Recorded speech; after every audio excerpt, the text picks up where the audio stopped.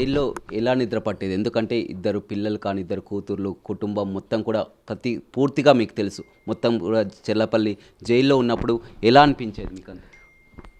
గతంలో కూడా కేసు విషయం మాట్లాడకుండా నా క్యారెక్టర్ని చెడు చేయటము, నా భార్య మీద ఆరోపణ చేయటము, నా పిల్లలని బాడీ షేమింగ్ చేయటము, వాళ్ళని ఎట్లా పడితే అట్లా మాట్లాడటము, పర్సనల్గా మొత్తము మేము అప్పుడు చూడటానికి జరగలేదు. తర్వాత మేము బెయిల్ మీద బయటకు వచ్చిన తర్వాత 2019లో బయటకు వచ్చిన తర్వాత చూస్తే అసలు కేసుకు సంబంధం లేదు.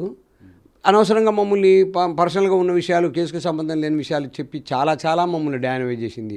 దానివల్ల మా కుటుంబం చాలా నష్టపోయింది. అది తట్టుకోలేని పరిస్థితి. ఆడపిల్లలు ఎవరన్నా ఉంటే మీరు చెప్పండి, ఆడపిల్లలు ఎవరన్నా ఉంటే అట్లా మొత్తము బ్యాడ్గా చెప్తే, వాళ్ళ క్యారెక్టర్ మంచోళ్ళు కాదు అని చెప్తే ఎవరైనా ఎంత నష్టపోతారు. నష్టమైనప్పుడు చెప్పు, తప్పు చేసినప్పుడు చెప్పు. తప్పు చేసినప్పుడు చెప్తేనే నాకు ఇంతవరకు వచ్చింది.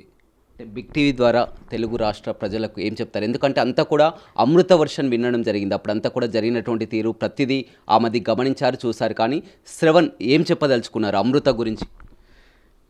ఆమె మంచిగా ఉండాలని కోరుకుంటాం. మేము కనిపించి మా అన్నయ్య, మా వదిన కనిపించిన పిల్లలు వాళ్ళు మంచిగా ఉండాలని కోరుకుంటాం. కానీ వాళ్ళు చెడు కోరుకునేంత నేను మారుతురావు ఒక బిడ్డకి తండ్రి అయితే నేను 3 బిడ్డలకు తండ్రిని.